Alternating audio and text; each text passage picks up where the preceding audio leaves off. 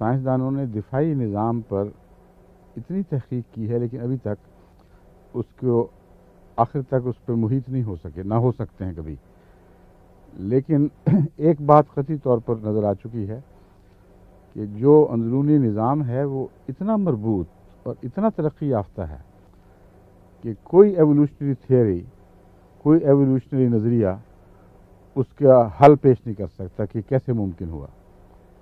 اب تک تو یہی علم ہے ڈاکٹروں کا یا سائنسدانوں کا کہ سینٹرل نروس سسٹم سے خون کے اندر دوڑنے والے خلیوں اور ان گلینڈز کا جن میں وہ دفاع پیدا ہوتے ہیں کوئی تعلق اور کنٹرول نہیں ہے.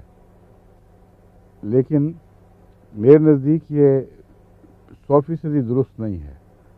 بظاہر الگ نظام کام کر رہا ہے، لیکن جو دماغ کا جو ہے، روح کا کنٹرول، وہ ہر چیز پر ہے، اور روح کا رد عمل ہے، خواہ وہ باقاعدہ نروس سسٹم کے ذریعے وہاں جاتا دکھائی دے یا نہ دے، لیکن جسم کے ہر مادے پر روح کا ایک اثر ہے.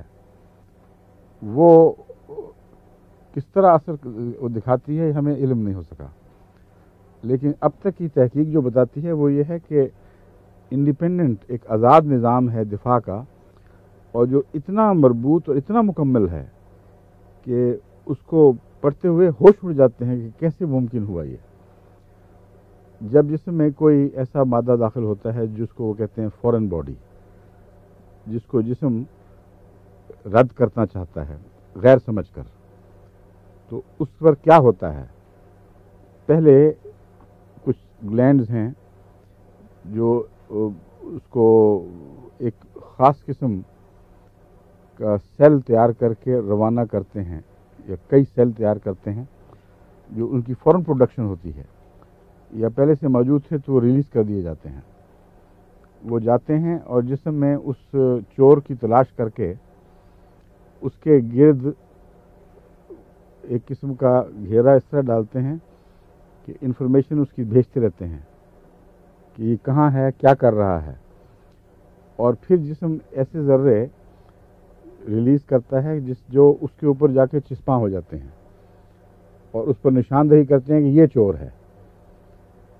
پھر دفاع کے نظام کو حکم دیتا ہے کہ چور اس قسم کی چیز ہے، اتنا بڑا ہے، یہ اس کی عادتیں ہیں، اور اس کو مارنے کے لیے جو ضروری قوائف ہیں وہ یہ ہیں.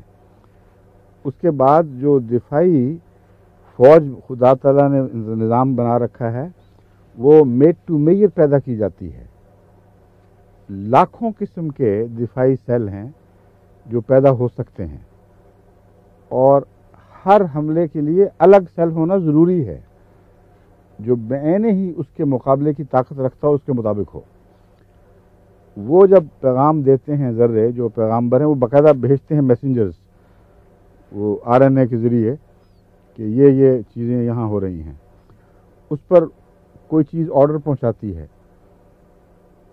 خون کے گودوں میں، نہ جسم ہڈیوں کے گودے میں، جہاں جہاں بھی یہ چیزیں بن رہی ہیں دفاعی، ان کو کہتے ہیں کہ ہمیں اس قسم کے وائٹ سیلز چاہیے اتنی تعداد میں، اور ریلیز کر کے بھیج دو.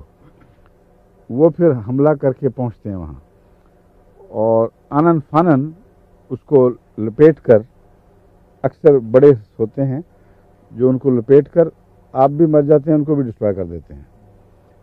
اور اس طرح وہ نظام جو ہے وہ آپ کا ہر وقت دفاع کر رہا ہے، اور یہ دفاع ہر لمحہ جاری ہے، اور انسان کو پتہ ہی نہیں کہ کیا ہو رہا ہے. اب اس کی مثال ہے خون کا اجتماع. ایک طرف آپ دیکھتے ہیں کچھ دیر کے بعد وہ سوجنا شروع ہو جاتا ہے، اور ایک پیڑا پھوڑا یا اس قسم کی کوئی چیز ابھرتی ہے، یا کیل ابھرتا ہے. وہ کیا چیز ہے جس نے خون کو کھینچا ہے؟